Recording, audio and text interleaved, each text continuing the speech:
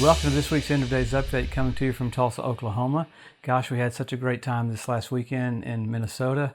There in Rochester at Mercy Hill Church. And then just before that, we were at Word of Life in Alabama. Had a blast, those meetings there. And then we were in Ohio just before that at Dayton Living Word. So blessed churches to go to.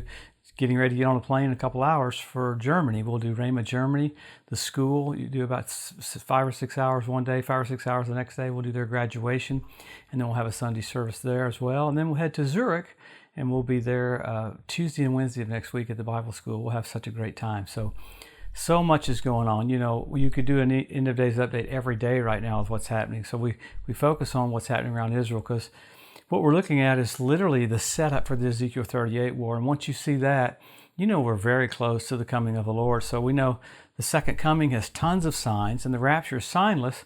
So we try to look at what's happening just after the rapture, and that would be the Ezekiel 38 war. And boy, you talk about the players coming on the field for that right now. So let's pick up with what's happened around Israel, because the Lord wants us to know this. I hear people go, why do you do end times? Well, it's so we'll know where we are, so we make changes. It's not an escape theology, it's a hustle theology.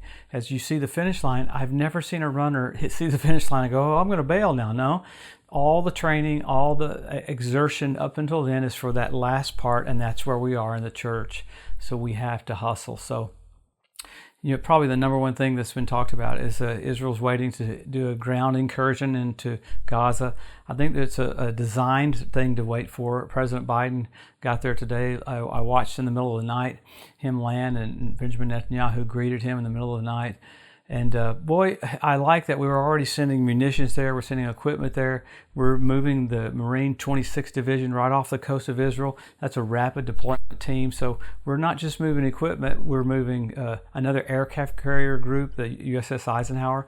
So you got American Marines, you got 2 aircraft carriers, and you've got the presence of all this munitions that we've offered them to really shut Iran down, because Iran has vocalized if Israel goes into Gaza, they're going to get involved. Now, see, that's the whole thing.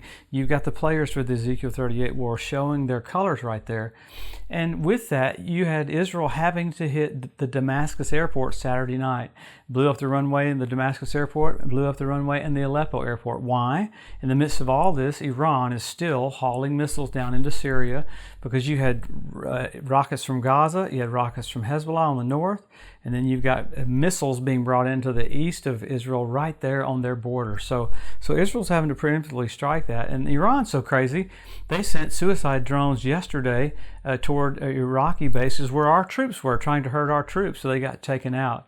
And it looks like drones are going to be used even in the Gaza incursion. So, man, this is way worse than we ever could have imagined. This is like 14 9/11s for Israel. I know we talk about that, but it's just hideous, the things that have happened. And then that hospital got blown up, and Israel was to blame for it. So you got the Israeli embassy in Jordan being stormed, being attacked. You have the Israeli embassy in Lebanon, Beirut, being attacked. You have other embassies where they're burning American flags, burning Israeli flags, putting up the Palestinian flags.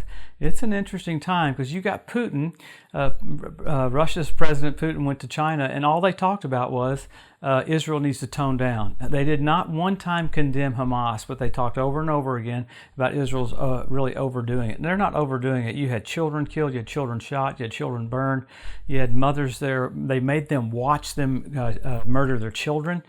Israel can't do too much. So it's kind of comical to hear all these nations say this, but I don't think anyone said this on the news, because it won't come out in the news. The reason why Iran is doing all this through Hamas in Gaza, Hezbollah in Lebanon, and Iran in Syria is because they think starting a war with Israel, they'll bring their Messiah in. And their Messiah technically is the Antichrist. He'll kill all the Christians and all the Jews. Jesus will come back with him and say, I'm not the Son of God. Doesn't that just sound like Lucifer? So all of this is an unseen battle along with the seen battle that's happening right now. So it's event after event after event. You had 4 earthquakes in a 2-week period in Afghanistan. You had 2 earthquakes on the southern part of Iran in the last couple of days. So you got wars, rumors of wars. You got earthquakes in diverse places. I mean, the checklist for what's going to happen for the coming of the Lord is happening right in front of our eyes. I do love that Israel's not messing around. The different verbiage that you hear coming from it is like, we're going to take care of business. You had the Euphrates River run dry because the Bible says the kings of the east will come across there to come toward Israel. So you've got Russia and China being together. You've got Iran and Russia and Turkey coming together along with Syria. So, this last week you had Bashar Assad meet with other players there in Syria. So you're going to see, I think, more happen with the northern part in Lebanon with Hezbollah. Do you know that Hezbollah has over 300,000 missiles, and they say they're all aimed at Israel? So this could completely and fast end up being over the top. So all these things are coming together.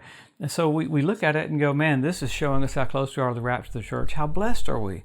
It's horrific for the world, but for the Christian, there's no bad news. So in the midst of all this, we've got to pray for Jerusalem, pray for the peace of Jerusalem, pray for our brothers in Israel. I saw some of the stuff that was happening. My phone went off with the Jerusalem Post over and over and over again the other night. There were 18 cities that were getting rockets 2 nights ago, 1,600 rockets yesterday. So it's pretty amazing what's happening right in front of our eyes. This is probably what we'll be seeing all the way up to the coming of the Lord. It'll be the new normal to watch people trying to annihilate Israel. So absolutely bizarre that we get to view the end of this.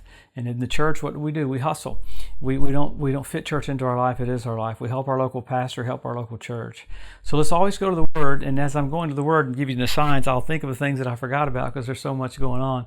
But number 1, Israel made a nation. Number 2, Jerusalem won back. Jesus said the generation that sees those 2 events will not pass away till all is fulfilled. Then you got the Hebrew language restored. You got the Ethiopian Jews brought back. You got the fertility of the land of Israel. You got the revival of the Roman Empire. You got the Ethiopian Jews brought back in one day. 18,000 airlifted. You got foxes on the Temple Mount. You got fish in the Dead Sea. You had the Dead Sea turned blood red where Sodom and Gomorrah was last year on the Day of Atonement. You have the ritual baths around the Temple Mount fill up with water. So you got all these sign after sign after sign. People mess with me like, oh, Joe, that's a sign, that's a sign. No, these are pretty blatant. There's about 80 in my book where people were giving me a hard time about the butterfly is a sign. No, these are precise, amazing things that are happening. You got Russia going into Ukraine, Russia in Crimea. You have 172 different species of predatory birds start showing up in the land. After the Ezekiel 38 war, God calls on the fowl of the air to clean the land. Then the Battle of Armageddon, he calls on the fowl of the air to clean the land again. So you got Russia in position. You have the Temple Mount Institute in position. You had the water libation done last week where the Levite priest was completely decked out doing his priestly duties. Why? They're ready. They're ready to have sacrifices. Why? The church is about to depart. And when the church does that, it'll go back to Old Testament, 7 years of Old Covenant time. That's why the church can't be here, because you have too much authority. He has to take you off the earth. And just like Lot, when the angels went into Sodom and Gomorrah, they said, we can't do anything here till we get you out. And that's a picture of the rapture of the church. So Lot was evacuated before the city was destroyed. The church is about to be evacuated. We call that the rapture of the church, just like Enoch was, Elijah was, Jesus was, the church will. Enoch handed off to Noah. Noah rode the flood. Elijah handed off to Elisha. Jesus handed off to the church. The church will hand off to the Jews, and they'll raise up 144,000 Jewish evangelists during the tribulation. So we are there at that point. So what do? We hustle. We go for it with a finish line mentality to do the will of God, because this is it. We're about to see the King. Soon and very soon we're going to see the King. We'll go to the sides of the north, the city of the great King, the Messiah, the King, God, the firstborn from the dead, the resurrection and the life, the Alpha and the Omega, the shepherd and the bishop of our souls. He died for us. God raised him from the dead, and he's about to come back to the planet Earth. Wow. There's so much more going on. I know I'm not remembering all the stuff, but it's just absolutely, you can view this on TV, the setup for the coming of the Lord. Man, have a blessed, wonderful week. We'll come back next week. We'll pray for our brothers and sisters there in Israel and pray for guidance and strength for the leaders so they'll make correct decisions. And this is it. These are the days of the coming of the Lord. Have a wonderful week. We'll see you next Wednesday.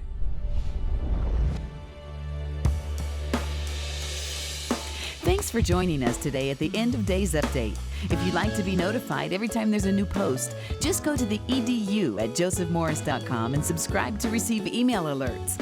If these posts and updates have been a blessing to you, please consider making a one-time donation to help get the message out, or even becoming a monthly partner with Joseph Morris Ministries.